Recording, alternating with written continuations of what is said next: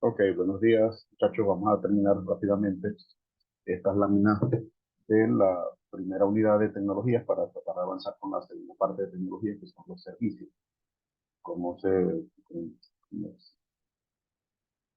cómo se diseñan, cómo se tiene que considerar el tema de los servicios en una arquitectura de Internet de las Cosas. Yo insisto en todas mis clases y bueno, insisto en el punto conceptual de decir que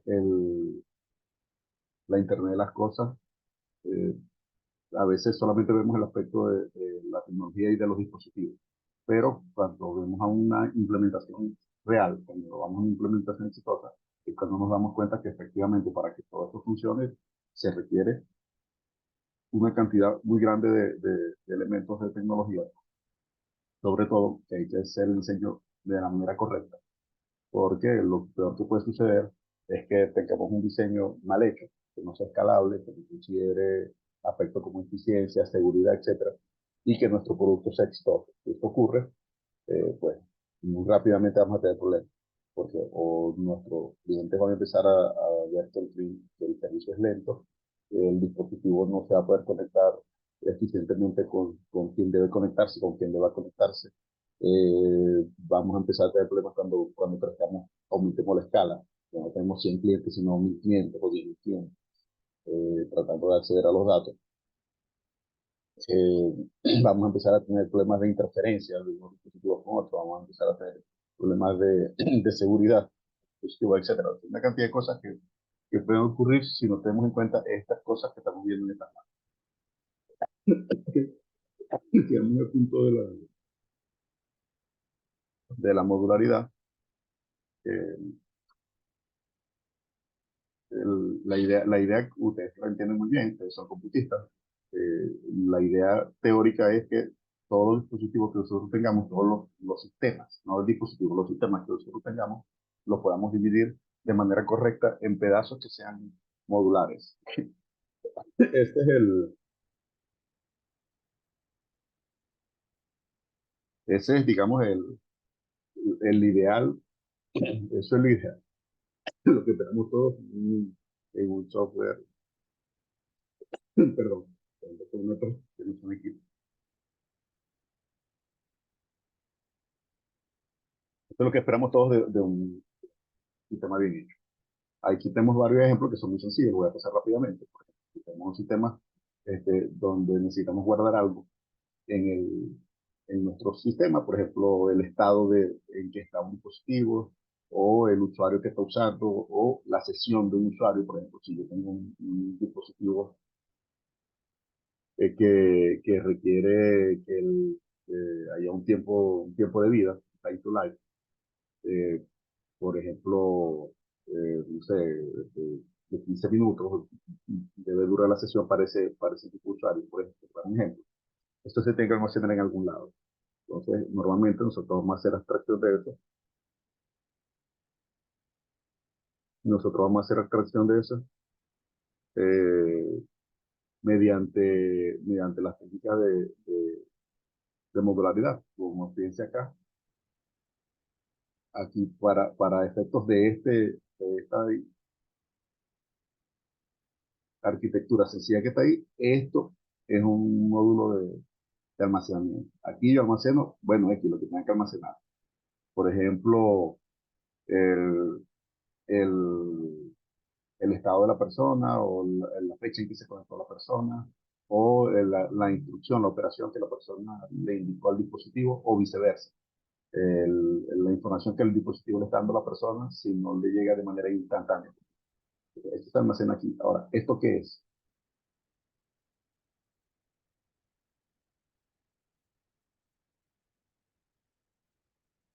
¿Eso qué es? Esto puede ser esto, o puede ser esto que está aquí, que es un sistema de almacenamiento basado en minería de datos, con un procesamiento en línea,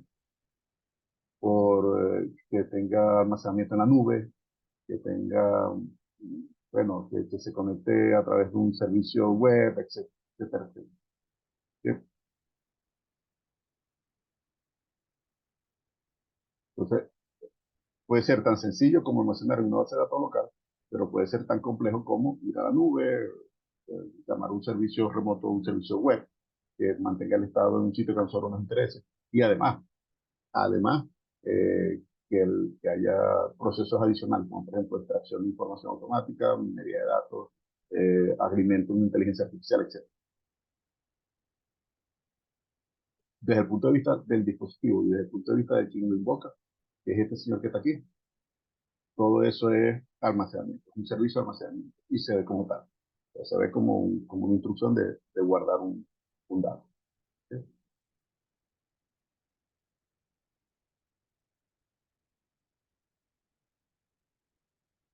Eso puede ser algo local o puede ser a centros de datos muy grandes. Pues. Cuando decimos también la distribución del cómputo, pues bueno, este, los microservicios pueden estar no solamente remotos, sino que, bueno, que por definición la idea es que sea remoto, sino que además pueden estar distribuidos. Que estos microservicios pueden ser de manera dinámica. El servicio que le hiciste hit estaba aquí, pero el segundo que le hiciste hit estaba en un servidor, no sé, en Amazon Web Services, y en ese servidor que tenga Amazon Web Services, a su vez se conecta con un servidor que tenga Azure, que por ejemplo, ese tipo de cosas ocurren con frecuencia. ¿Por qué? Porque los servicios que tú estás integrando son de terceros que no te tienen por qué decir, bueno, excepto que son temas contractuales, pero en principio ni siquiera tendrías por qué preocuparte de dónde está. Hay ejemplos muy famosos de esto.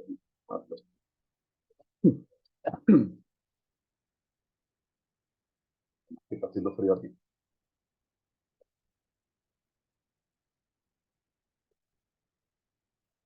Hay ejemplos muy famosos de eso, de usuarios. Bueno, algunos ejemplos se han utilizado, digamos, para dar, no sé, como una curiosidad, pues, que hace a veces reír. Pero algunos ejemplos sí tienen efectos importantes. Que es, por ejemplo, gente que hace una aplicación y almacena las fotos y de esas fotos toma información y resulta que está utilizando tres servicios distintos, de tres servidores en la nube distintos, y cuando te llega la factura final de mes, te quedas loco, porque me están cobrando esta cantidad de plata, si yo lo estoy haciendo esta puntería, pero los servicios que tú estás haciendo están haciendo elegir al almacenamiento de imágenes de Amazon Web Services, le está haciendo el análisis de imágenes a través del servicio de imágenes de Amazon Web Services, pero tu diseño está montado sobre Google Cloud Services, este, porque hicieron una migración y bueno, y nunca cambiaste tu arquitectura base. Pues, tu arquitectura base siempre llamar los servicios de Amazon Web Services. Cuando Google se comunica con Amazon Web Services o viceversa, hay facturación. Y si tú lo haces muchas veces de manera descuidada, pues las consecuencias son importantes. Eso que está allí, bueno, a modo de ejemplo, hay un pequeño centro de datos de Google Data Center en South Carolina. So, un pequeño ejemplo porque pueden estar los centros de datos y se imaginan cómo son los de Meta, los de Facebook y los de Amazon. Son de los más grandes del planeta. Pero lo interesante allí es que tú puedes combinar con servicios que cada vez son más granulares. Los servicios que ofrecían los grandes proveedores de nube, como Amazon y Google, eh, al principio, hace unos 4 o 5 años, o más, unos 6 años, eran servicios de granularidad gruesa. En términos de cómputo, los que hayan visto computación distribuida, eh, quitando el chiste fácil de lo que es grano grueso, grano fino, la granularidad gruesa es servicios que son relativamente grandes, que cumplen relativamente muchas funciones o funciones muy importantes, como por ejemplo la autenticación, toda la autenticación, o por ejemplo todo el almacenamiento de una máquina de estado. Entonces, el insumo era un grafo de información y la salida era el almacenamiento en una base de datos no SQL de todas las operaciones y los estados que tenía una persona en un momento determinado. Eso es eso era el tipo de servicio. Hoy, Amazon Web Services, por lo menos menos Amazon Web Services es uno de los más avanzados, pero más o menos en lo mismo están Microsoft, Google y Facebook. Los servicios que proveen son cada vez más finos. O sea, hay un servicio que únicamente traduce una línea de texto. Entonces, bueno, el poder de cómputo de eso, tú ni siquiera sabes dónde está. Y cada vez que si tú traduces 10 líneas de texto, es muy probable que, bueno, no es muy probable, pero hay probabilidad de que cada línea haya sido traducida por una computadora diferente en una parte del mundo distinta. Entonces, son servicios muy pequeños que hacen cosas muy chicas, pero que están utilizando recursos distribuidos. Y la mayoría de las aplicaciones modernas se están haciendo de esa manera. Entonces, el almacenamiento y el procesamiento distribuido ya es un tema que se ha ido adelantando mucho. Eso tiene sus pros y sus contras. ¿Cuál es el primer pro? ¿Cuál sería la primera ventaja de tener esos microservicios en estos proveedores remotos? Ojo, no necesariamente grandes proveedores de nube, como Google y Amazon. Puede ser pequeños proveedores o proveedores locales. Nosotros tenemos empresas que hacen servicio de nube, ojo, y a veces tercerizan. Entonces, el servicio de nube te lo brinda Daico, por ejemplo, en Venezuela, o en España, que hay muchísimos proveedores de servicios de nube locales. El servicio de nube te lo provee una empresa local en Venezuela, en España, y es muy probable que ellos a su vez subcontraten, si no lo tienen implementado ellos, un servicio que haga una determinada prestación. Pero, pero no tiene por qué ser un servicio de Amazon Web Services. O sea, puede ser un servicio de OpenAI, puede ser un servicio de de un proveedor que de algo particular, como por ejemplo un servicio de análisis de seguridad específico. Esto lo hacen las empresas que están vinculadas al mundo de la seguridad, que hay microservicios que hacen análisis de seguridad particulares en formato de servicios, etcétera. Eh, la pregunta es, ¿qué ventajas da eso? Es una pregunta que les hago en este momento. Bueno, justamente que o sea, como que ahorras el desarrollo o sea, de desarrollar de ese servicio, sino como que te adaptas a lo que ofrece otras empresas o otras soluciones y te enfocas quizás en otras funcionalidades que son más importantes para ti, que quizás no las vayas a conseguir con otro proveedor. Esa es la gran ventaja teórica y es una verdadera ventaja. Es una verdadera ventaja. Que, digamos, para eso están diseñados. ¿Cuál puede ser una desventaja?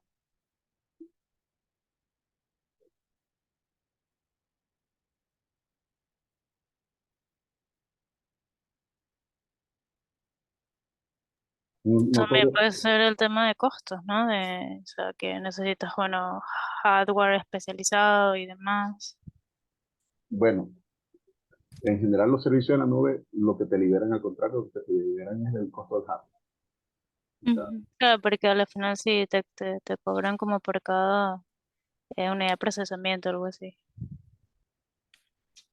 sí, pero el problema es el costo. Esa es una de las grandes desventajas. Que al no tenerlo local tú, y no dominarlo tú, tienes que pagar el costo. Ninguno de estos servicios es gratis jamás. Ujú. Y entonces, bueno, depende estás usando la infraestructura de un tercero, estás alquilando. Y el alquiler, pues, obviamente siempre tiene un costo. Pero, digamos, con un diseño adecuado, esos costos pueden estar dentro de unos rangos especificados. ¿Qué otra qué otra desventaja puede haber, aparte del costo? Que no tengas como libertad de tener una arquitectura especializada para algo de lo que estás haciendo. O sea, mm, Bueno, en realidad, a nivel de desventaja, la desventaja puede ser esa, que tu arquitectura quede muy especializada, muy casada a la arquitectura de un tercero. Por muy Amazon que sea, por muy Facebook que sea, si tu negocio cambia algo y tú tienes que cambiar un requerimiento, a lo mejor ese requerimiento que tú necesitas añadirle o quitarle a tu aplicación o modificarle a tu aplicación, no es fácil de implementarla en ese servicio o sencillamente ese servicio no te lo presta. Entonces, depende de alguna manera del tercero.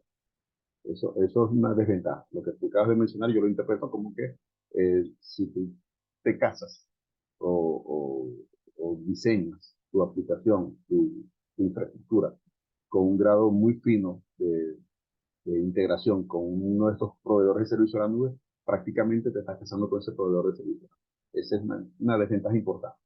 Y eso lo vemos en el mundo moderno porque en general ya hay empresas cuyo trabajo, fíjense, ya hay empresas de servicio en la nube cuyo trabajo es ofrecer una capa de abstracción para otros servicios de otros proveedores.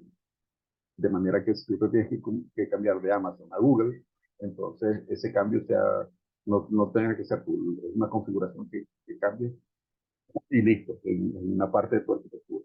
El que está detrás puede ser hoy Amazon, puede ser mañana Google, puede ser mañana Facebook, etc. Ya hay integraciones de ese tipo.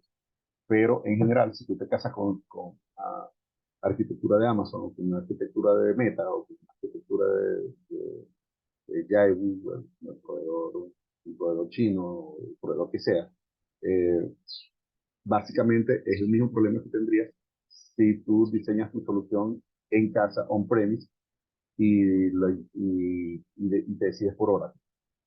Más o menos lo mismo. O sea, si te decidiste por Oracle, en tu manejo de datos, en tu data analytics, etcétera, luego cambiar de eso es prácticamente imposible. Es muy difícil, es muy costoso. Entonces, esas son cosas que son importantes. El tema de casarse con la tecnología. ¿Qué otra desventaja pueden tener?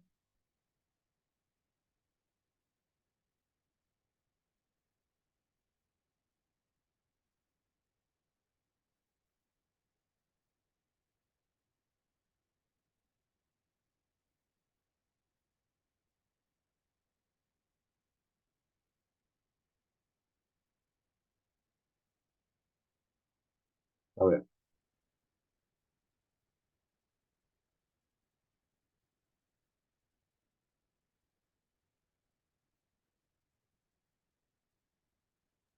Bueno, que te puedas afectar mucho la caída de alguno de estos servicios porque al no tener todo centralizado, no se puede. Que cuando algo falle, pues tú no puedas como em, solucionarlo si no tengas que esperar también por ese otro proveedor, digamos. exactamente. Así como tienes una dependencia a nivel de la arquitectura del software, también tienes una dependencia a nivel de la ejecución del servicio. Por ejemplo, si hay una caída de un servicio de Facebook, cosa que está un poco probable, es mucho más probable que falle un servicio tuyo que falle un de. Por eso uno confía en estas empresas. Su infraestructura de datos, su infraestructura de comunicaciones, es por mucho mayor de la que nosotros podemos programar con nuestro cuerpo. Eso hay que estar claro, en eso hay que ser humilde, pero no están exentos de fallas. Entonces el problema es que si ocurren fallos no dependen de ti. La reparación probablemente no depende de ti. Y lo mismo de recuperación probablemente no depende de ti. Entonces eso puede ser una desventaja operativa. Una desventaja que probablemente no la veas tú, Erika, allá en España, que probablemente la infraestructura es más estable, la vemos nosotros aquí en el país, que es el problema de las telecomunicaciones y de la energía. Es decir, si yo dependo de proveedores de nube y eventualmente tengo problemas de comunicación, es muy probable que mis servicios se vean afectados por las telecomunicaciones, cosa que a lo mejor yo hubiera resuelto con un servidor local. ¿Sí? Entonces, ese es el tipo de cosas en las que hay que pensar. Sí. Por ejemplo, yo cuando estaba en Argentina, trabajaba en una empresa que de agricultura y tenían como eh, ¿Qué muchos, digamos, hacían, campos qué hacían de agricultura? desarrollo de soja y trigo y maíz. Entonces, pero ellos se encargaban como que, o sea, de desarrollar semillas, o sea, buscar la semilla de mejor calidad para luego, o sea, venderlas. Digamos, ellos no eran cosas, o sea, no lo cultivaban, sino se encargaban eso de la parte Mercadeo. eh, exacto. Ujú. Y entonces nos pasaba mucho que, claro, había, o sea, eran bases de datos distribuidas y estaba, bueno, al estar en campo, por más que sean otros países, no sé, Venezuela, pero igual había problemas a veces con el tema de la luz, o sea, a veces se caían las estaciones Y bueno, o sea, había que correr, tratar de que la persona que estuviese en ese lugar poder comunicarla y que resolviera, porque si no, entonces dejaba de fluir la información, dejaba de estar actualizadas esas estaciones y bueno, a nivel de datos para nosotros era importante, porque bueno, iba a haber cosas que ellos no iban a poder ver y después iba a ser, digamos, un shock load nosotros tener que manualmente actualizar todo el tema de los datos y demás. Sí, claro. Bueno, obviamente estamos en un mundo de tecnología, ¿no? Obviamente. En un mundo de tecnología, si no tienes acceso a la red, bueno, está frito. Eso no te lo resuelve ni Amazon ni nadie. Se cayó la red, se cayó la red. Pero el control operativo, si tú lo dejas siempre en manos de tus proveedores de nube, pues llega el punto en que es un punto de vulnerabilidad.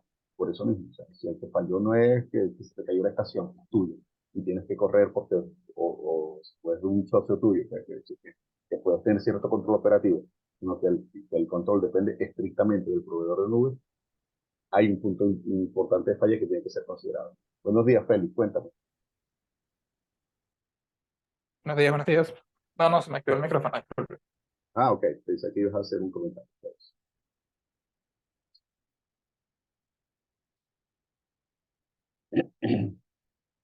Bueno, una cosa interesante con este tema es que los modelos de arquitectura no son cualquier cosa menos sencillos. Es que, mire, esta es la arquitectura y vamos a montar así, pegamos estas piezas, este, vamos a aprender a conectar estas piezas a este Lego para comunicar.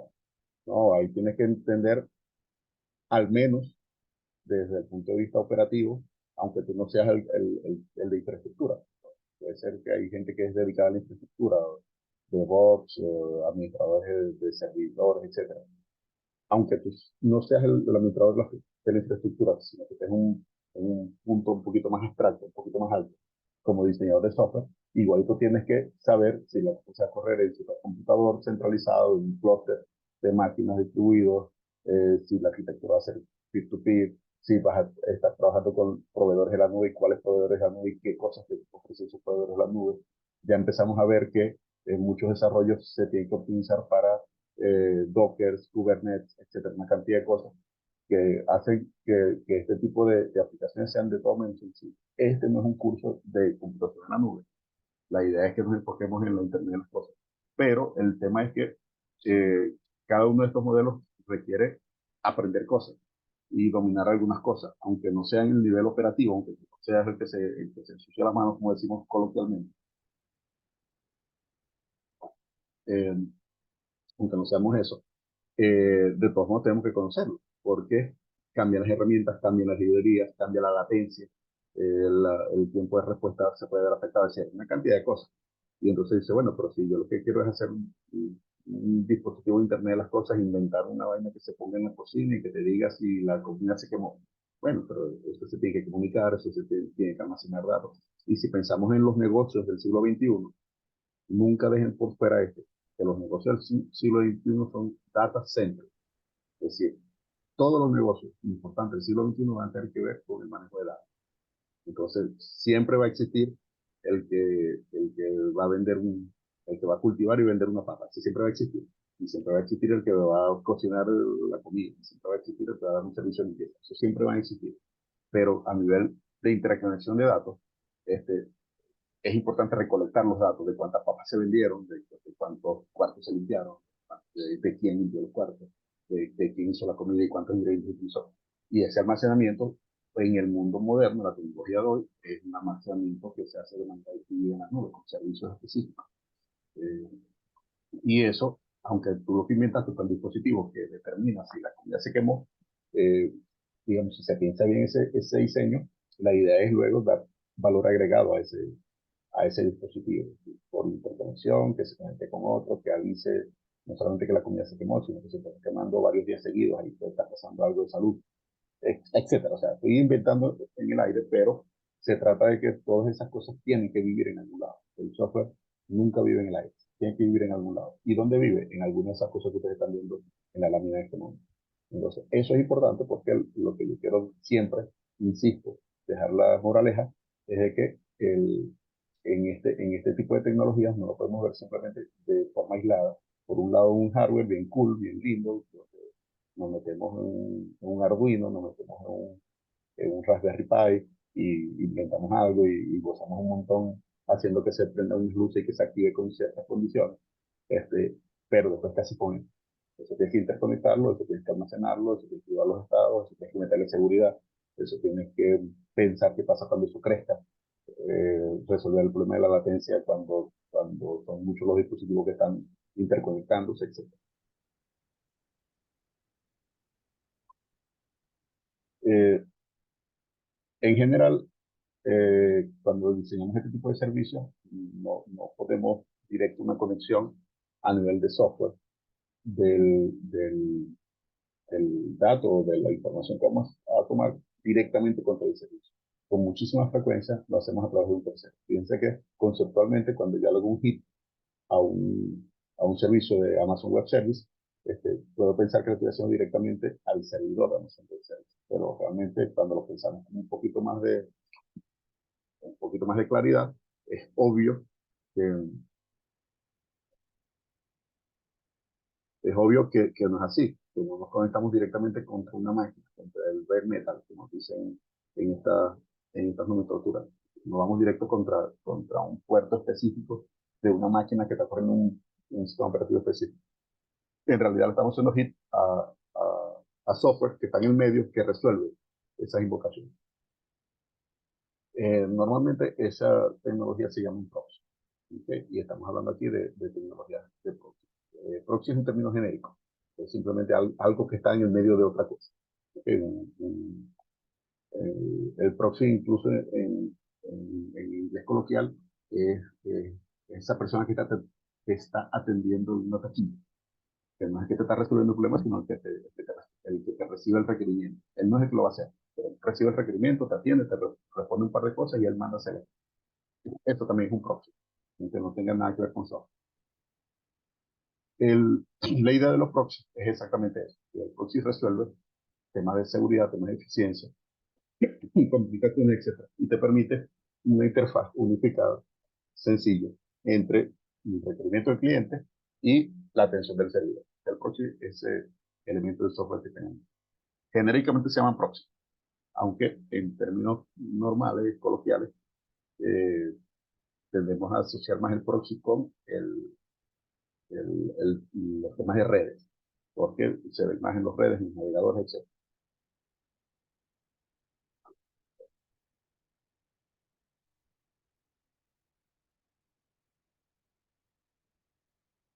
¿Para qué usamos estos proxies?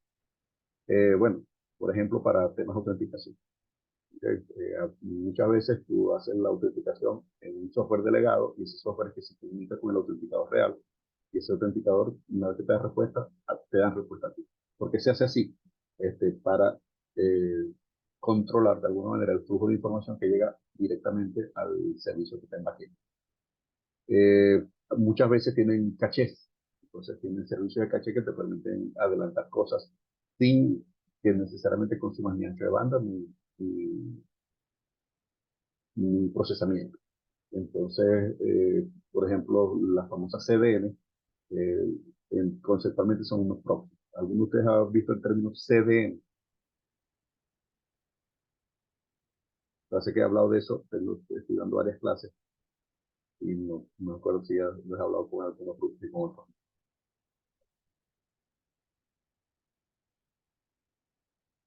¿Han visto el término CDN?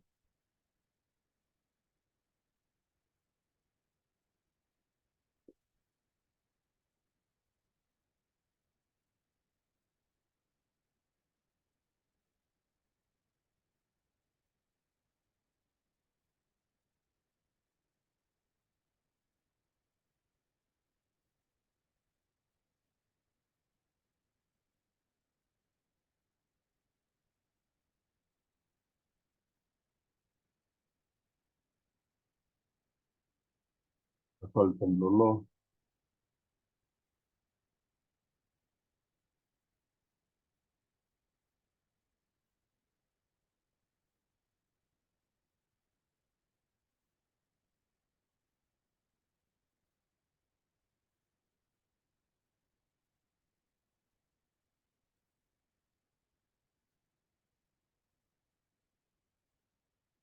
Me quedé solo. Aló.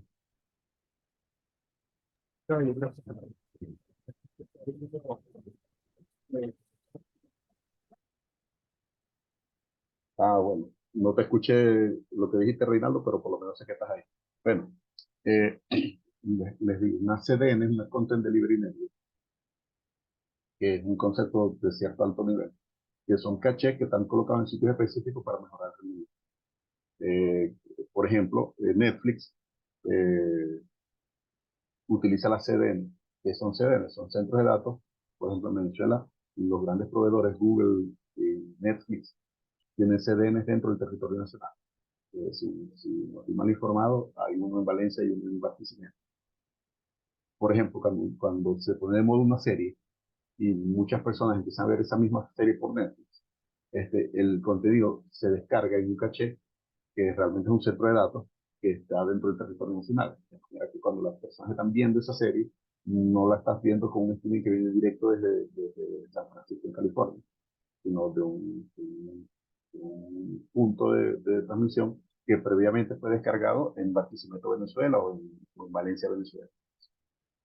Eh, eso porque es así, bueno, porque es mucho más rápido, mucho más económico, además, en términos de enlace, que si una serie se puso de moda, y todo el mundo la está viendo, ¿para qué vas a hacer que haya un streaming individualizado por cada uno desde tan lejos como San Francisco? Es más, si pudiera tener una sede en dos sedes en cada ciudad, eh, en términos de transmisión, sería fantástico porque minimizarías el acceso al servidor centralizado.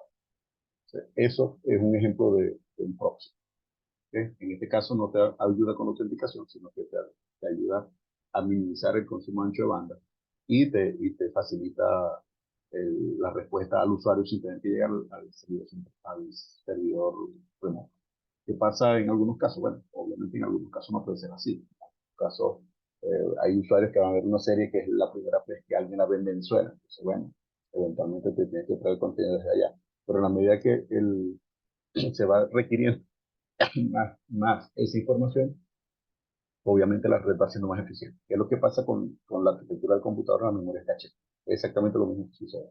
Cuando tú tienes un dato que tú buscas mucho en memoria, para eso son las famosas memorias caché L1, L2, L3. O sea, que están ahí más cerca para que no tengas que llegar hasta la memoria RAM, que si bien la memoria RAM se accede en milisegundos y a veces en microsegundos, es más lento gastar un milisegundo llegando al RAM que gastar 500 microsegundos llegando a la cacheta. Entonces, hasta en eso es importante. Otras razones son las que más han visto allí, permiten una heterogeneidad en las aplicaciones del cliente. Es decir, tú puedes tener clientes distintos que hagan las cosas de maneras diferentes y que hagan display de maneras distintas, porque lo que está en el backup o lo que está en el proxy te resuelve ese problema. Por un lado, tienes clientes que obtienen información y hacen los despliegues o las utilizan para cosas distintas, pero a nivel del proxy, el proxy les resuelve a todos de manera uniforme, les resuelve a todos igual. Eso es una súper ventaja. Eh, Servicios dinámicos es importante, no solamente se mueven los clientes, también se pueden mover los servidores. Entonces, eso es interesante porque si los servidores se mueven, el cliente no tiene por qué hacer un rastreo de servidores de manera dinámica. De hecho, se perdería el concepto de servidor. O sea, se supone que yo invoco un servicio y yo me desentiendo de ese servicio. Si yo tuviera que estar pendiente como cliente de dónde están mis servidores en cada momento, o sea, es una carga de procesamiento y de control adicional que le estoy poniendo al cliente. El cliente invoca el servicio y ya. El proxy puede atender esas cosas. El proxy puede encargarse de ser el quien diga, mira, el servicio antes estaba en Buenos Aires, ahora está en Bogotá. El servicio antes tenía este puerto, ahora lo moví a este puerto. El servicio antes pedía 5 parámetros, ahora pide 6. Pero el cliente sigue pidiendo 5 parámetros. Pues, el proxy le añade el sexto parámetro. O sea, esas son las soluciones que aportan los proxies que facilitan la vida del diseño y del... Ah, bueno, lo de los cachés, el servicio de caché es muy específico. Normalmente vamos a ver en la literatura los proxies de esta forma. Ahí se ve marcadito en un color como, como gris, como se lo explico, lo que está aquí. Normalmente el proxy se ve así. Lo vemos como un elemento conceptual, como si fuera un software, como si fuera un software que está entre el requerimiento del cliente, que es este individuo que está aquí,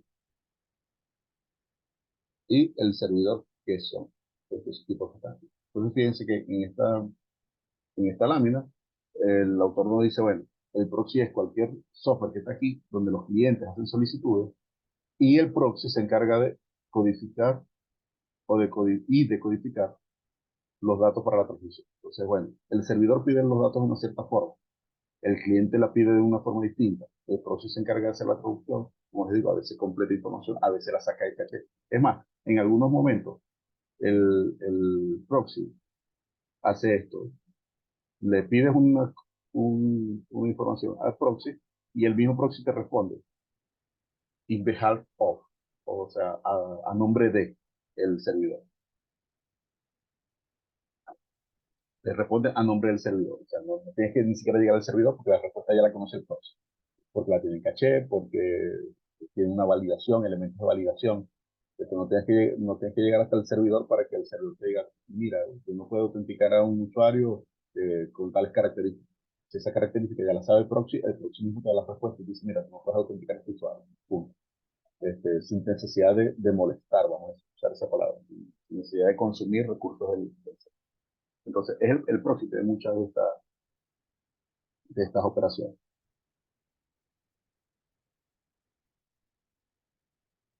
Ahora, una pequeña pregunta. ¿Quién ejecuta el proxy? ¿Quién lo controla? ¿Dónde se ejecuta el proxy?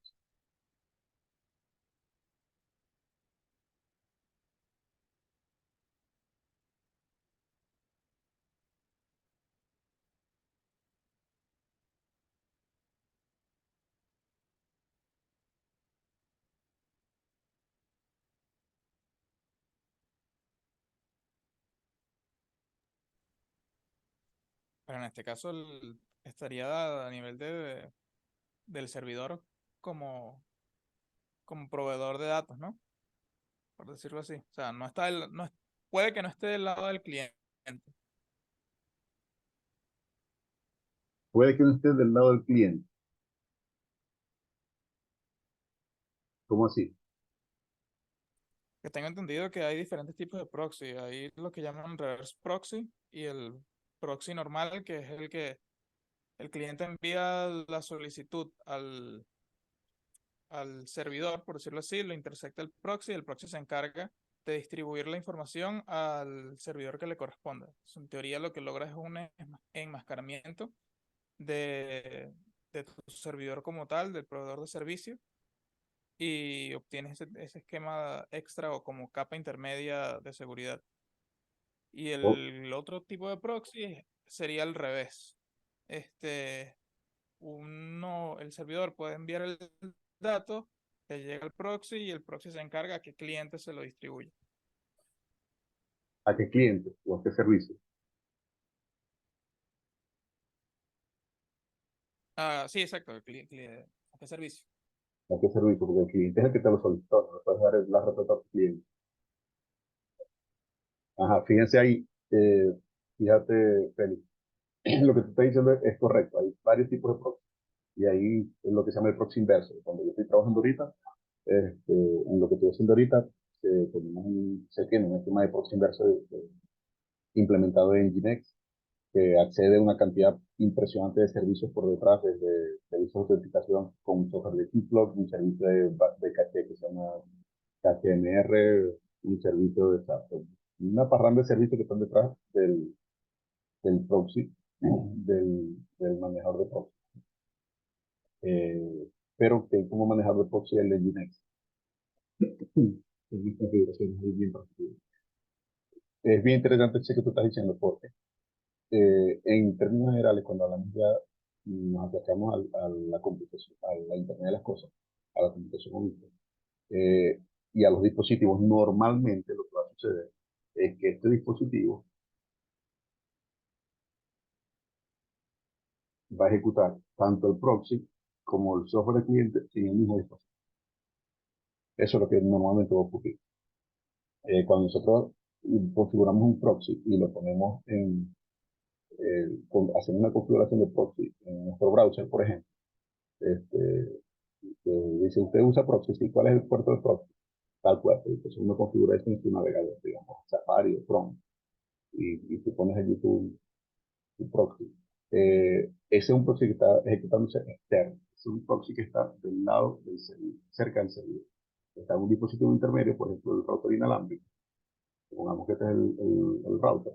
Entonces, ese sí es un dispositivo intermedio que está haciendo física y conceptualmente la base de proxy. Ok, qué, qué bueno tengo el pulso. Física y conceptualmente el router hace las veces de proxy. O sea, físico porque efectivamente es un aparato que está entre tú y el servidor. Y conceptualmente porque en el router está configurado de tal manera que las solicitudes que tú le haces al el router se las hace al servidor. Y la respuesta que le da al servidor, él te las pasa a ti, con un formato. Normalmente cambiando los puertos, cambiando la, eh, la señalización, cambiando, por ejemplo, si estás utilizando un esquema de encriptación, etcétera. Eso lo resuelve el FAM. Entonces, ahí es un router que está haciendo efectivamente el papel conceptual y físico de del proxy. Pero normalmente la tecnología de proxy está incluida en el cliente, entonces se ejecuta dentro del cliente. Es un software que se ejecuta dentro del cliente, pero que se comunica con otros proxies y con los servidores. ¿Por qué es tan importante hacerlo así? Imagínense un teléfono celular. Uno de los servicios de telefonía celular más importantes este, es el tema de las comunicaciones, de las mensajerías. Entonces, en un sistema operativo como Android, no es que cada aplicación que tiene una notificación la va a mandar directamente a tu sistema Android para que tú la envíes. Hay un intermediario que es un software que está corriendo dentro de tu Android, que es el sistema de mensajería de Android. Entonces, ese sistema de mensajería, cuando tú configuras las notificaciones, se configuran en todas las aplicaciones, le hacen hit al sistema de mensajería y es el sistema de mensajería el que te notifica, no te notifica o hace las cosas de manera diferenciada para ti. Entonces, eso es un ejemplo de proxy que está corriendo dentro de tu cliente, dentro de tu, de tu dispositivo móvil, dentro de tu teléfono móvil, de tu sistema operativo, está eso. Y no solamente lo tiene Android, iOS lo tiene, Microsoft lo tenía en su Windows Phone, es decir, en ese tipo de sistemas operativos, tienes una central de mensajería, para llamarlo de esa forma, que se encarga de enviar y recibir los mensajes, codificar los mensajes, encriptar los mensajes, etcétera, etcétera. Y eso facilita el diseño, porque todos los diseños hechos para Android o para móvil configuran sus mensajes de ida y de venida a través de ese software de mensajería. Entonces, eso facilita el diseño y hace uniforme la manera en la que los desarrolladores pueden mandar mensajes o pueden mandar notificaciones a sus aplicaciones. ¿Alguno de ustedes ha hecho aplicaciones para móvil?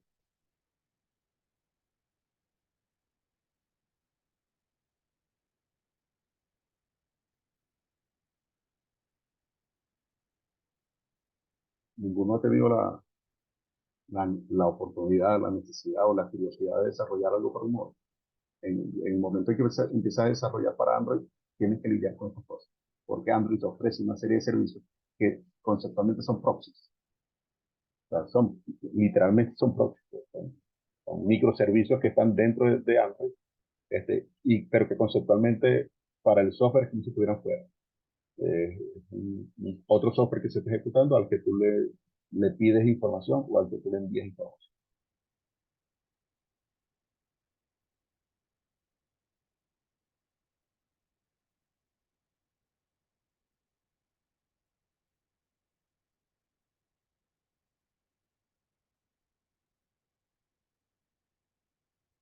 Eh, los proxies en general también se identifican con el término de middleware, aunque no son exactamente lo mismo.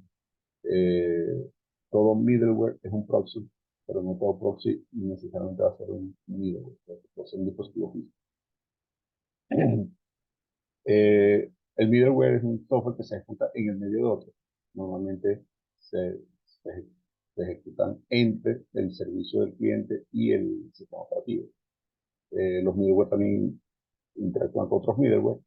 Y los middleware son sencillamente máscaras que te dan un endpoint, como su API, con el que todos hemos trabajado. Y entonces, que te dice bueno, yo recibo tu servicio de autenticación en este punto, con este URL, con estos parámetros. Y me vas a mandar los parámetros en JSON, me vas a mandar los parámetros en XML, me vas a mandar los parámetros encriptados, no encriptados, con una variable de estado, con Java token, etcétera, como se defina. Hay muchos, los tokens, perdón, los middleware, lo que hacen es exponer esos puntos de acceso, se llaman endpoints. Y bueno, obviamente tiene una cantidad de cosas que se les configuran. El middleware puede correr en tu dispositivo o puede estar externo a tu dispositivo. ¿Okay? Muchas veces, por ejemplo, cuando trabajamos con API REST, no trabajamos el concepto, no pareciera que no trabajamos el concepto de middleware porque quien está respondiendo es la aplicación. Yo le estoy haciendo hit al servidor y me está respondiendo una aplicación. Pero con muchísima frecuencia, en muchas aplicaciones, cuando empiezan a escalar, yo no lo hago directamente hit al servidor, lo hago hit a un servidor, que en realidad es un middleware, que a su vez llega al servidor, que es el que me va a responder el query que yo estoy haciendo. Hay muchos software complejos que trabajan con estos middlewares. WordPress es un ejemplo, SAP se basa en este modelo, la suite de ofimática de Windows, Office 365 se basa en este concepto también. Amazon Web Services es un super middleware que tiene una cantidad de servicios intermediarios que responden cosas. ¿Y qué es lo que haces tú con esos middleware? Bueno, le preguntas al middleware y el middleware eh, está configurado para darte la respuesta al servicio. En raras ocasiones tú te conectas directamente al servicio, vas directamente al servicio. En algunas ocasiones ese middleware tiene que instalarlo local, lo cual tiene, por supuesto, unas, unas consecuencias. En algunas ocasiones el middleware puede estar en un dispositivo intermediario, como por ejemplo Alexa o Google Home Assistant. Eh, Ahí el dispositivo que está corriendo, él te sirve de middleware. Tus aparatos de Internet de las cosas se comunican contra el asistente doméstico, pero el asistente doméstico tiene que tener una cierta prestación. En este momento, cuando tenemos un asistente doméstico, pensamos cuando tenemos un super servidor en nuestra casa. El asistente doméstico, además, incluso desde el punto de vista físico, es un aparatito chiquito. ¿Okay? Pero en ese aparatito pequeñito, que es un computador que está ejecutando un sistema operativo, que está ejecutando una cantidad de proxies para los dispositivos de Internet de las cosas, para el televisor, para la licuadora, para el bombillo inteligente, para la cámara de seguridad, para el sensor ese que invente para saber si se está quemando la comida. Todos esos gadgets se comunican con este señor y este señor es el que les responde directamente si tiene las cosas almacenadas o hacia afuera. Fíjense que hemos llegado a un punto en la tecnología en que un aparatito de estos, un Alexa chiquitico, o un Google Assistant, que también es chiquito, pues en sí mismo es un computador que se está ejecutando 24 horas al día y que puede tener un montón de gigas de almacenamiento para responder cosas, para responderle cosas directamente a los dispositivos Internet de las cosas. Entonces, todos tienen un servicio de mensajería. Ese servicio de mensajería se está haciendo estándar hoy en día, se está empezando a estandarizar para que sea uniforme entre los diferentes asistentes domésticos. Pero ese es en el caso del asistente doméstico, donde el proxy literalmente es un hardware que está corriendo un software de proxy. En otros dispositivos, no. En otros dispositivos, como el teléfono celular, el software de proxy puede estar ejecutándose dentro del mismo cliente. Y en otros contextos, el middleware está al lado del servidor, como dice Félix. Pero ojo, no es porque haya un servidor, es porque, como lo vemos aquí en esta lámina, es porque en el medio de la arquitectura hay una cantidad impresionante de software a la que tú accedes en la parte de los servidores. Los servidores están aquí, Salesforce está aquí, por ejemplo, y SAP Eh, Fíjense, en el caso SAS se llama Business Suite. Es el proxy en teoría te da los servicios, pero que tú integras con otros software que son los que te hacen el servicio real. El software por detrás puede comunicarse con Salesforce, puede comunicarse con WordPress, puede comunicarse con los servicios de inteligencia artificial de OpenAI, etcétera, etcétera. Una amplísima cantidad de cosas. Ahora, la pregunta interesante, ¿cómo usarías esto en tu proyecto de Internet de las Cosas? Entonces ahí es donde el cerebro empieza a echar humo. Bueno, chamo, yo no había pensado en toda esa vaina. O sea, yo pensaba que Internet de las Cosas en esta materia lo que íbamos a hacer era agarrar dos Arduinos y ver los pines y posar un montón ahí conectando bichitos. O y ver cómo hago que el televisor hable con el Alexa para que se prenda y se apague a las 5 de la mañana automáticamente. Podemos pensar que Internet de las Cosas es. O a nivel de ciudad inteligente, bueno, como instalo, como hago un software para que todas las cámaras que están en los semáforos me den información útil en términos de tráfico. Eso es interesante. Pero si usted pensó en eso y no pensó en esto que está viendo ahí, no lo diseñó bien. Por ejemplo, en Madrid, el servicio de, el servicio de,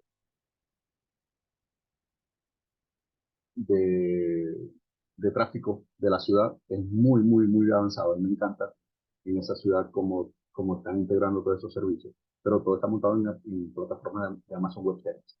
Entonces, la cámara que está en un semáforo y el sensor de tráfico que está en un semáforo, que no necesariamente es una cámara, se comunican a través de una infraestructura de Amazon Web Services y luego todo eso se integra para que tú, en tu parada, hay una pantalla que te diga, mira, el bus va a llegar en 7 minutos exactamente, en 5 minutos porque ocurrió algo en tal calle. Entonces, tú tomas de tus decisiones personalmente.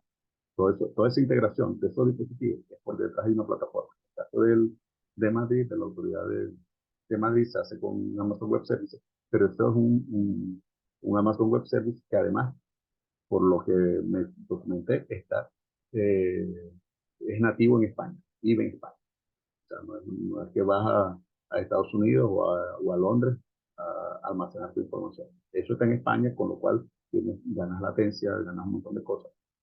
Este, y bueno, y mantienes los datos en España, ¿okay? Por cuestiones legales. Entonces, ese tipo de cosas es súper interesante. Si tú haces un semáforo y haces una prueba de concepto con un semáforo, tú puedes poner el servidor en tu casa y mostrar que todo funciona. Pero cuando tienes 2000 semáforos, que la cantidad que tengas, pues en ese escalamiento tienes que... Y además, que los dispositivos pueden ser fabricados por diferentes fabricantes. Entonces, no tienes una sola API, perdón, no tienes una sola API con un solo esquema de transmisión. Puedes tener múltiples. Puedes tener múltiples. Entonces, en esos casos, pues, si no pensaste en eso, tienes un montón de esquemas de interacción, un montón de esquemas de encriptación, un montón de esquemas de seguridad de datos, un montón de variables distintas que transmiten. Unas cámaras transmitirán más información que otras, etc.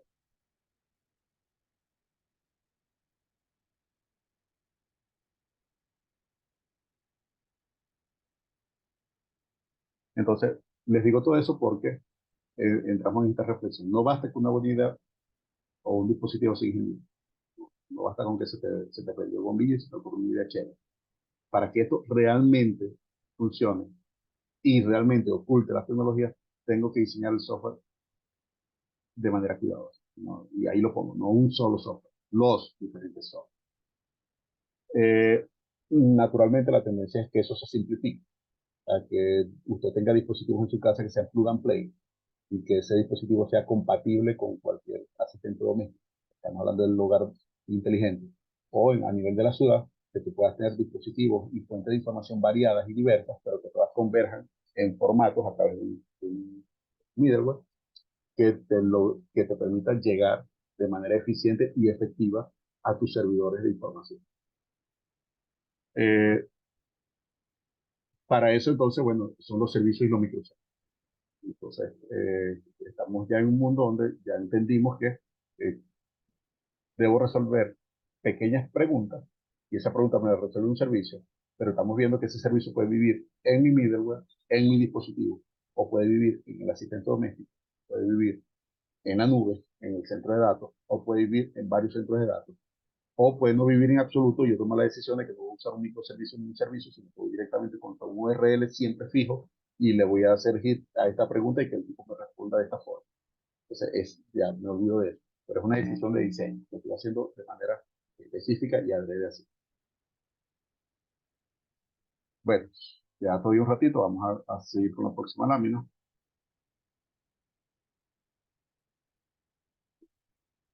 Veamos rapidito el tema de los servicios.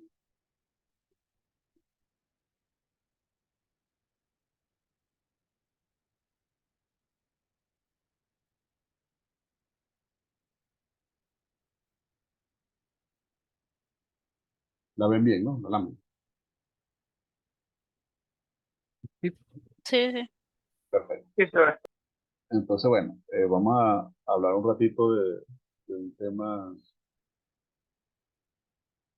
del cual Félix seguramente tiene bastante experiencia, que es el tema de, de cómo se implementan los servicios y qué tenemos que tener en cuenta para la implementación de los servicios. Tenemos una evolución que nos lleva a servicios pequeños y ligeros. Y eso, bueno, ha sido una evolución en la cual ya no nos podemos hacer los locos, ya no nos podemos separar del concepto de programas de computacional. O sea, muchos de estos servicios que vamos a utilizar ahora y en el futuro, sencillamente están ubicados en la nube, por 10.000 razones diferentes. Entonces, bueno, tenemos que estar integrando estos conceptos. Ojo, van a estar en la nube siempre que eso tenga sentido para nosotros. Siempre que dentro de mi estructura de costos, de mi estructura de rapidez, por ejemplo, si yo tengo un servicio, un dispositivo de Internet de las Cosas que está conectado a un holder, ¿saben cuál es el holder? ¿No? Ese dispositivo que se adosa al cuerpo para capturar las señales electrocardiogramas durante todo un día. ¿Alguno de ustedes ha visto un holter?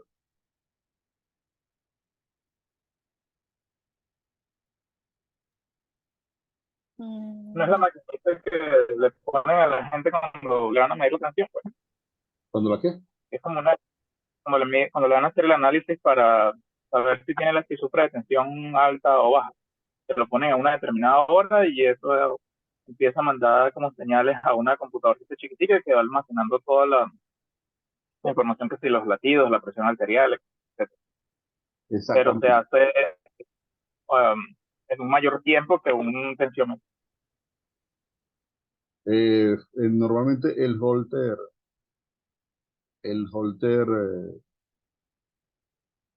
se adosa al cuerpo y es portátil. Y lo que hace es almacenar el ritmo cardíaco durante un día de operación normal. O sea, esa es la idea del holter. Al terminar tu día, eso es con pilas, en la parte tiene una batería. Al terminar el día, al día siguiente te quitan el holter, unos chuponcitos, una vaina, te lo quitan, y eso almacenó la información y eso le da información a los médicos acerca de cómo es tu ritmo cardíaco en un día de operación normal. Se supone que durante ese día tú estás en tu casa haciendo tus cosas cotidianas. Por ejemplo, en el caso de un holter, por ejemplo, si estás en una clínica y tienes un dispositivo tipo holter que está tomando información de la persona, por ejemplo, una decisión de diseño es que tú no puedes utilizar un servicio de computación en la nube, porque la latencia es muy alta o puede ser muy alta y puede haber problemas de comunicaciones y tú te imaginas lo que puede significar que una persona se le alteró un ritmo cardíaco, entonces tú tienes que esperar la respuesta de un servidor que está en Amazon Web Services para que te diga qué hacer. Si todo funciona hermoso, a lo mejor eso puede funcionar. Esto puede funcionar en un sitio donde tú confíes ciegamente en la tecnología y las comunicaciones son totalmente efectivas. Pero en otros contextos eso no va a funcionar. Es muy riesgoso. Entonces tú no puedes hacer un diseño donde dependas de un servicio o de un microservicio que está ubicado lejos. Tienes que hacerlo cerca. Tienes que tener un software y un dispositivo cerca que te dé esa respuesta porque en ese contexto particular requieres, obviamente, una, una atención muy específica y muy rápida. Entonces, no siempre la arquitectura de servicios o la arquitectura de computación a nube es la que te va a responder. No siempre. En muchos casos, tienes que hacer cosas locales. Por ejemplo, cuando estás haciendo agricultura de precisión, por ejemplo, el proyecto del que nos hablaba Erika, cuando haces arquitectura de precisión tienes dispositivos en el campo y con mucha frecuencia tienes limitaciones de conectividad. Entonces tienes que hacer una arquitectura que te permite capturar esos datos locales y dar respuestas locales. Y si en algún momento o cada tanto tiempo tú tienes comunicaciones, entonces hacer esas comunicaciones para hacer respaldos o para almacenar información en lote. Por ejemplo, esa es una decisión de diseño, porque además también tiene que ver con los costos. Si estás remoto y vas a enviar un paquete de información cada minuto, estás consumiendo bien sea datos o transmisión inalámbrica, transmisión satelital, la que tengas que hacer, y eso también tiene unos costos. Entonces es mejor hacerlo en lote. Son decisiones de diseño. Lo que digo es que la tendencia en general es a que te integres con servicios y microservicios, que además la tendencia es que tengan vida. Pero son tendencias que no son uniformes como nada en la vida. O sea, hay contextos específicos en los cuales no lo puedes hacer. ¿Okay? Lo que estoy mostrando ahí son los contextos, digamos, las cosas más generales. En general, los servicios han pasado de ser servicios pesados a servicios muy ligeros, y en general, la nube está tomando un nivel protagónico. Unos pequeños créditos de las láminas.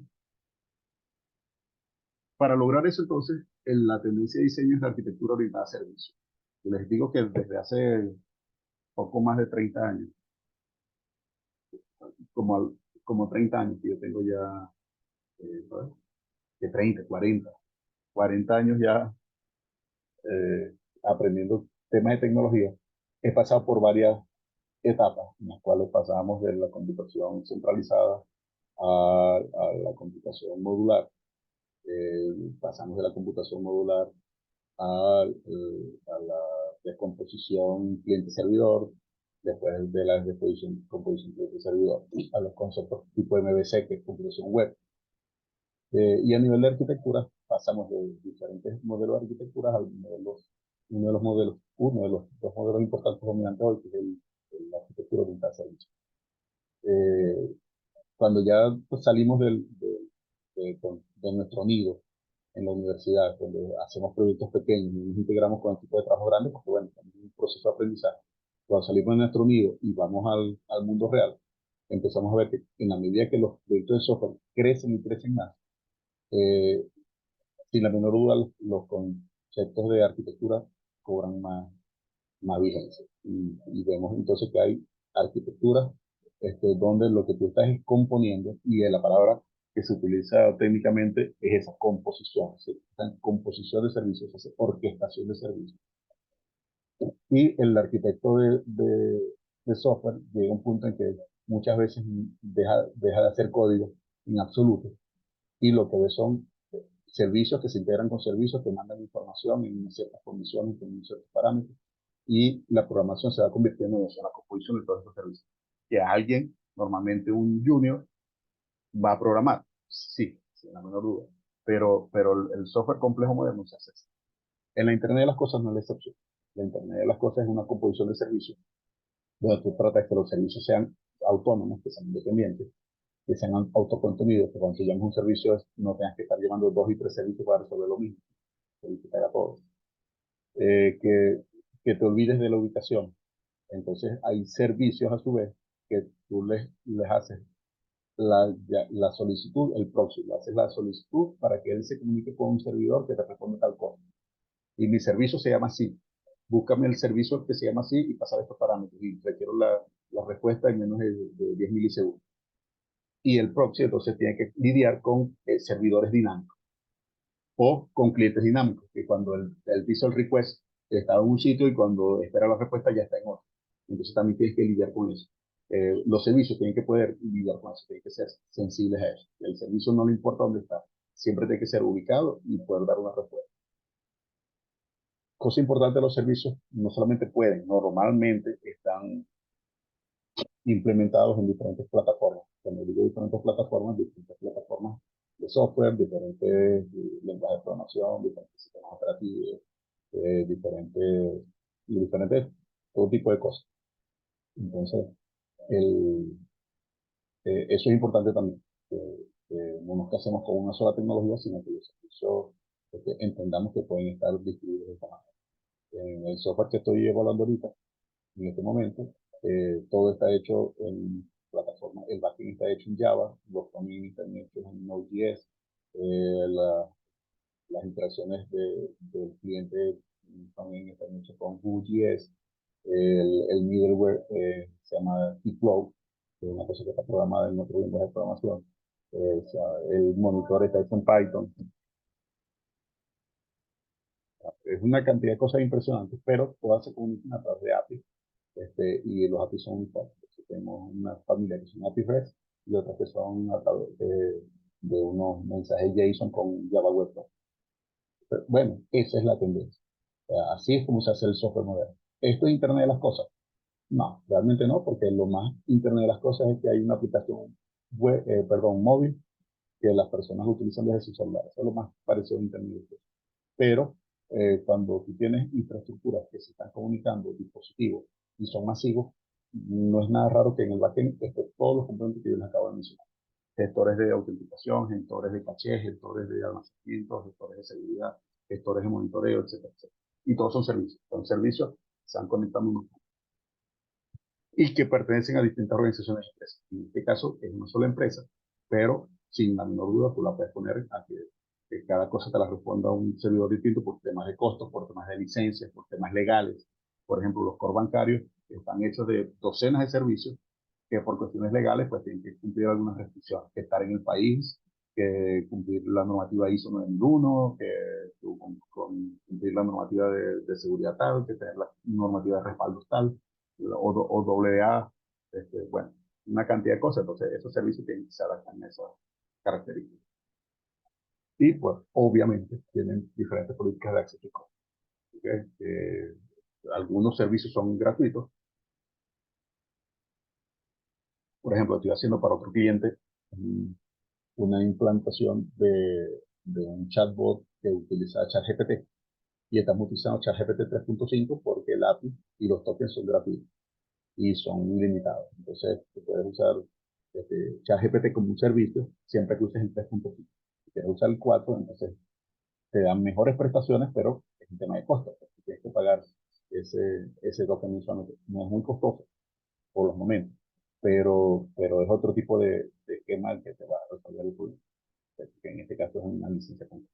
¿Y qué pasa si te cansaste de OpenAI o un competidor, cualquier competidor serio como Microsoft, te dice, mira, no te conectes con OpenAI, conéctate conmigo, que yo doy estas prestaciones y te cobro la mitad? Bueno, tu arquitectura de servicios debería ser tan flexible que permita el cambio de ese servicio, que te da las respuestas en un entorno de inteligencia artificial, en una inteligencia artificial generativa y te da la respuesta. Esas son las cosas en las que nos estamos enfrentando en el mundo moderno. A nivel de arquitectura de servicios, hay, una, un- hay unos niveles, son parecidos a los niveles de las capas OSI de redes. Cuando vemos que el modelo OSI de redes conceptualmente va desde capa 1, que es física, hasta capa 7, que es usuario, que es aplicación, perdón, capa 7 es aplicación. Por eso los que han visto redes siempre conocen el famoso chiste, un problema de capa 8.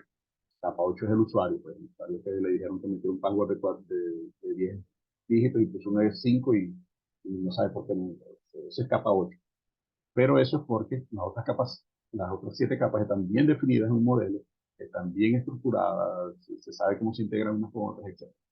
En la arquitectura orientada a servicios también hay una arquitectura propia, hay una abstracción de los servicios del nivel operativo, los componentes, la composición de los servicios a nivel de procesos, a nivel de proceso de negocio, y fíjense la palabra que utiliza aquí, coreografía, composición y coreografía. Y entonces tienen servicios a nivel alto de negocio que se coreografían unos con otros para bailar adecuadamente en una orquestación. Así, tienes una orquesta donde tienes un montón de gente y tienes un director que manda a tocar en la orquesta para que todos estén integrados y hay una coreografía armoniosa. Una imagen muy bonita.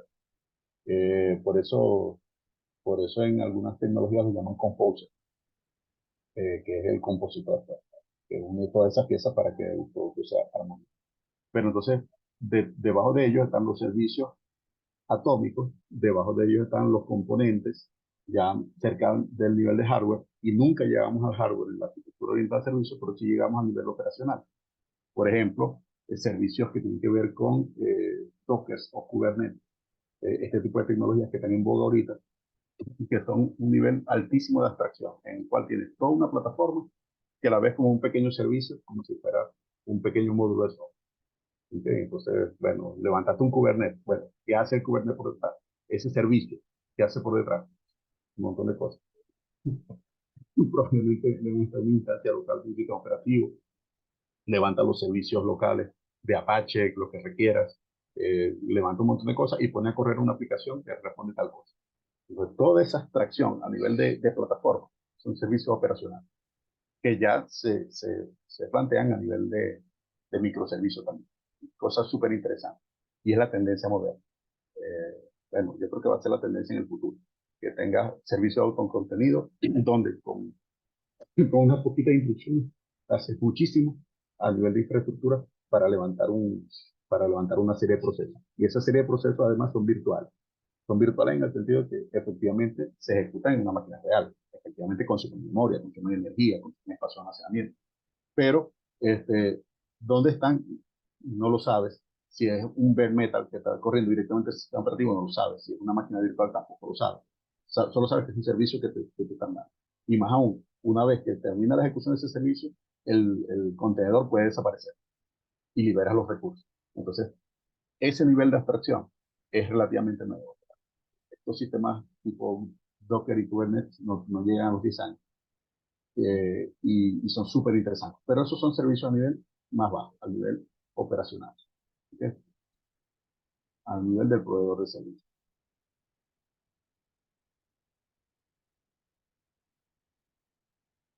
Y para que todo esto funcione, pues tenemos que estar toda la vida aprendiendo nuevos estándares como servicios SOAP, servicios REST, XML, los servicios del Open Group, el SOAP Working Group, que es el que define, uno de los que define, que creo que es dependiente de la WPC, y es uno de los que define cómo se deben integrar servicios de software, cómo se especifican los requerimientos, cómo se especifican las respuestas, cuál es la semántica de esas respuestas. A nivel de semántica tenemos los servicios como OWL,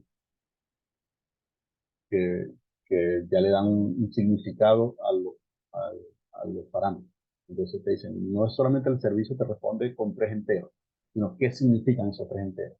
Y a nivel de semántica, qué significan esos 3 enteros, cuáles son sus valores límites, cuáles son sus condiciones normales de operación, cuáles son sus condiciones de error. Todo eso ya se especifica en un documento que puede ser accedido por los clientes para saber cómo están hechos los servicios. Estamos hablando en un contexto en el cual eh, tenemos un cierto enfoque dinámico. Imagínense en una casa inteligente donde yo compre un dispositivo inteligente, imagínense esto que están viendo en cámara, una lámpara LED, ¿ok? Y yo digo, mira, esa lámpara LED es inteligente. ¿Qué significa eso?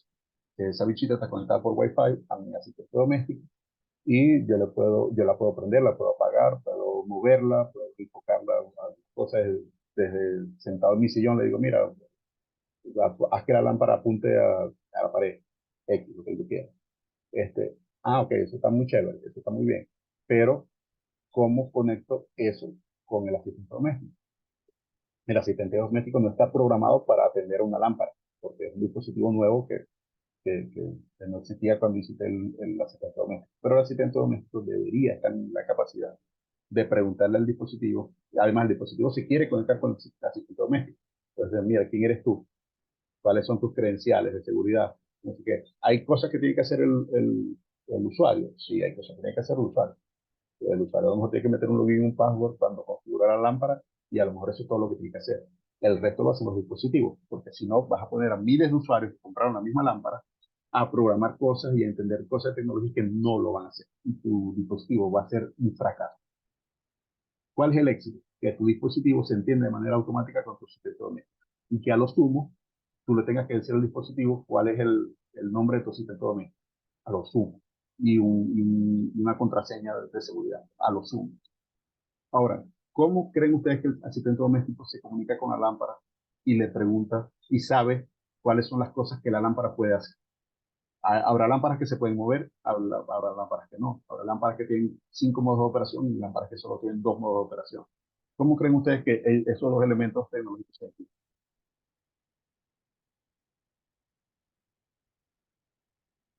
Y que yo los programe explícitamente, obviamente.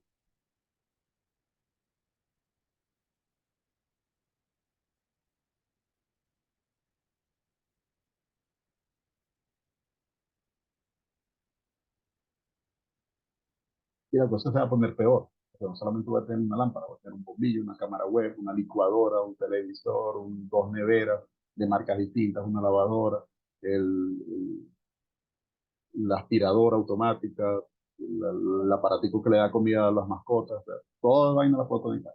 ¿Cómo sabe el asistente doméstico cuáles son las prestaciones y cuáles son las características específicas de cada uno de esos elementos?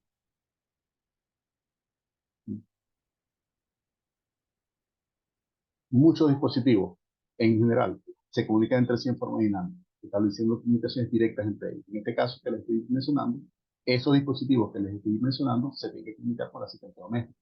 Y el asistente doméstico tiene que saber qué hace el dispositivo. Si yo no le puedo mandar a que abra la compuerta de comida durante 10 segundos a la lámpara, porque la lámpara no sabe ni lo que es eso.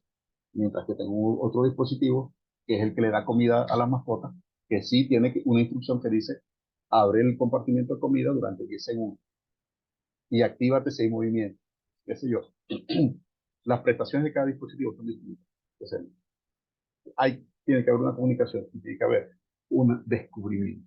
Los servicios pasan por una etapa de descubrimiento, de saber qué tiene el otro, de saber cuál es su API, de saber cuáles son sus parámetros, cuáles son sus limitaciones, cuáles son sus condiciones de operación. Y para todo eso hay estándares como este, por ejemplo, como el OWL. ¿Okay? También el estándar de Web Services a partir de XML te permite hacer eso. De hecho, OWL es una extensión de XML para eso. Una instancia de XML particular para los elementos semánticos, para decir qué hacen las cosas y cómo las hacen. Eso lo vamos a ver más adelante. Pero ahora mismo, en esta introducción, vamos a llegar hasta aquí, como tenemos la clase de hoy, que son los sistemas peer-to-peer. Los sistemas peer-to-peer permiten que dispositivos ligeros, o no tan ligeros, pero autónomos, se comuniquen directamente con otros dispositivos y establezcan eh, relaciones complejas, sin necesidad de un servidor central. En la gráfica ustedes ven una estructura cliente-servidor clásica, donde hay en el medio un dispositivo que hace las veces de servidor central, que es el que sabe cómo se llaman los demás, dónde están, qué estado tienen, etcétera, qué información le puedo dar unos a otros. Y una infraestructura que es una infraestructura de punto a punto, donde los dispositivos no tienen un servidor central, no hay nada aquí en el centro, sino que cada uno se comunica con el resto, no necesariamente con todos. Este podría estar con estos dos, este podría estar con este y con este, sí, este con tres, este con dos, este solamente podría estar conectado con uno solo y este podría estar conectado con este. ¿Ok? Entonces, fíjense que tenemos aquí este dispositivo que está acá, este que está aquí, que eventualmente se comunique con uno solo, que es este que está aquí, pero podemos tener otro dispositivo que se comunique con todo el mundo. Esas cosas pueden ocurrir en las arquitecturas peer-to-peer. Las arquitecturas peer-to-peer fueron bien populares a finales de los años 90. Era una forma de evitar la centralización de las comunicaciones en una época en que las comunicaciones eran caras y lentas.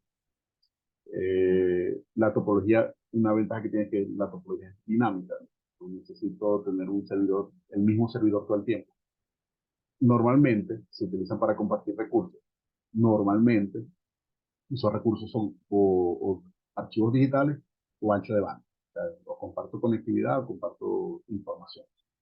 Usualmente el peer-to-peer hacía esas cosas, pero es complejo, porque tienes que resolver un montón de cosas.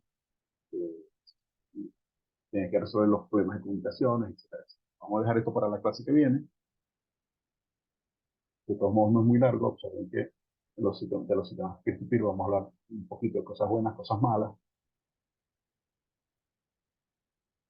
para llegar a esto. que esto es una cosa que como yo les voy a compartir, esta lámina no se les ha pasado, pero se las paso de una vez por el grupo de WhatsApp.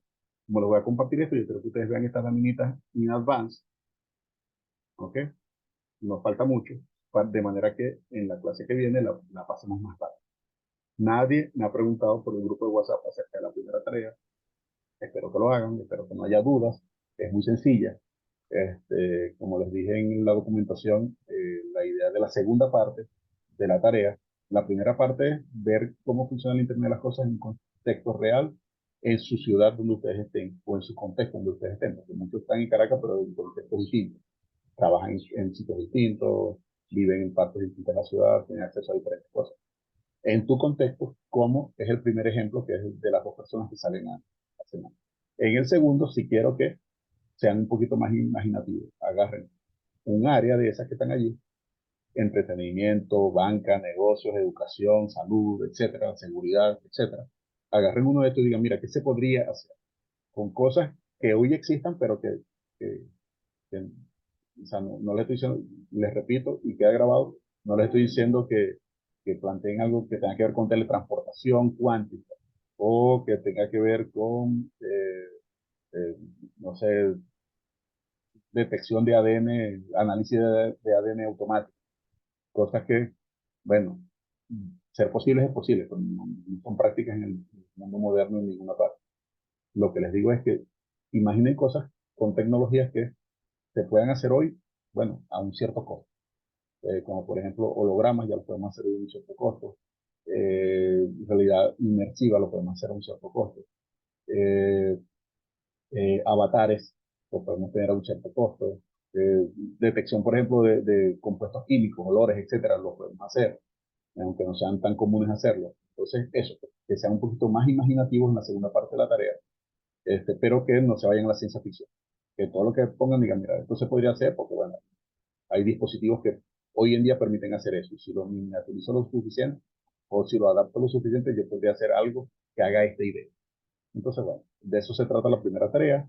Les repito, nadie me ha preguntado por el grupo, ni en privado, si hay alguna duda al respecto, pero recuerden que les puse fecha de entrega, creo que para este domingo. Si no se las puso para este domingo, dejémoslas para este domingo. El domingo, hoy es 27, 28, 29, 30, 1, 2, 3, el domingo 3. Domingo 3. 3, 10, 13, domingo 3. Y entonces, bueno, estoy a la orden y dejamos la clase hasta aquí por hoy. Nos vemos la semana que viene. Bueno, Gracias, profe, profe. Vale, entendido. gracias. Chao, chicos. Gracias, profesor. Nos vemos.